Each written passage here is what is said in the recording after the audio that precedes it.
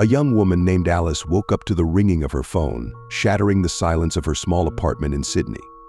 The clock showed 2:13 a.m. She looked suspiciously at the screen, where there was no number, just unknown caller. Sighing, she picked up the receiver.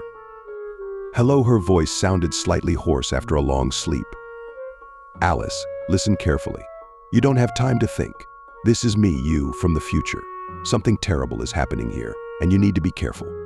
The killer is already close, and he is coming for you. Alice instantly woke up, her heart pounding in her chest. What the? Who is this? Is this some kind of joke? No, it's not a joke. I am you, 20 years from now. And you have to believe me. Remember that scar on your wrist? It happened when you cut your hand in the kitchen at 8 years old. I remember everything. Now you need to hide. Alice looked at her wrist, where there was indeed an old scar. Panic started to spin in her head. This was impossible, but how could she know about the scar? What should I do, she asked, trying to keep her panic in check. First, calm down and lock all the doors and windows.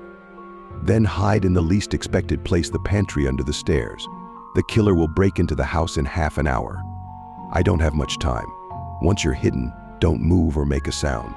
You have to survive.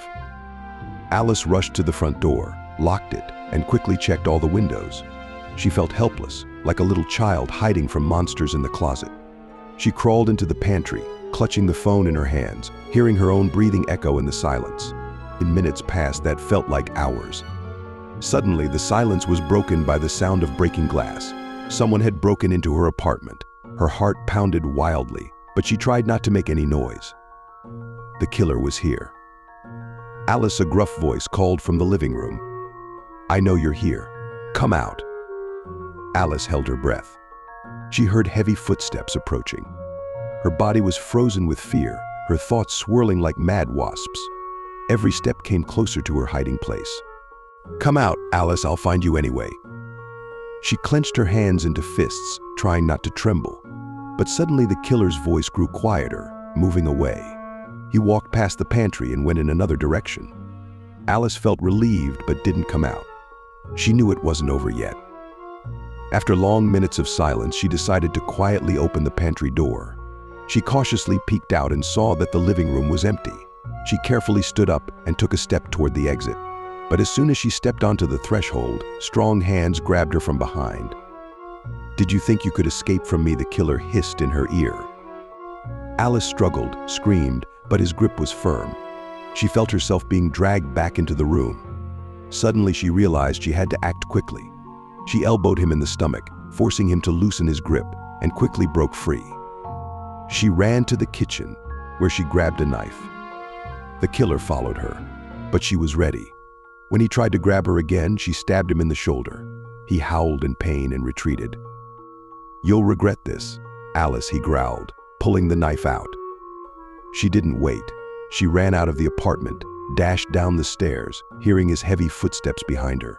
She burst onto the street, where she finally stopped and took a deep breath of fresh air. She turned around and saw her pursuer stop at the entrance of the building. His face was covered in blood, but he didn't dare to step outside. She realized he was afraid of the streetlights. This gave her a chance. Alice ran through the streets of Sydney, trying to find a safe place. She knew the police wouldn't believe her, but she had to find a way to save herself. At dawn, she reached a small motel on the outskirts of the city. She rented a room and locked herself inside. She needed a plan. She couldn't live in constant fear. She had to find a way to stop the killer once and for all. Remembering the phone call, she decided to try to contact her future self. She took out her phone and dialed the number from which she had been called that night. She didn't know if it would work, but she had to try. Hello, a familiar voice answered on the other end of the line. It's me, Alice. I need to know how to stop him. You have to help me. Alice, you need to go to the old library on the edge of town. There's a book that explains everything. But be careful, he's watching you. She knew which library it was. She remembered the place from her childhood. She gathered her things and headed there. The library was old and dusty, looking like a place from another era. She started searching for the book her future self had mentioned. Finally, on one of the top shelves, she found an old, yellowed book titled Shadows of the Past. She opened it and started reading. The book talked about an ancient curse that had been haunting her family for generations. Her ancestors had invoked the wrath of dark forces, and now they were taking revenge on their descendants. The killer was merely an embodiment of this curse. Alice learned that the only way to stop him was to perform a ritual that could break the curse. But for this, she needed to return to her house and find an old amulet that belonged to her great-grandmother. She realized this was her only chance. She returned to her apartment, where traces of the struggle were still evident. She found the amulet in an old chest in the attic. Now she needed to perform the ritual. She prepared everything necessary and began reading the words from the book. She felt a cold wind blowing around her, and the darkness thickened. She kept reading even when someone started pounding on the door. Suddenly, everything went quiet. She looked up and saw the killer standing before her. He looked furious but couldn't get closer. "This is the end," she said, finishing the ritual. The killer screamed and disappeared in a whirl of shadows. The curse was broken. Alice sighed with relief.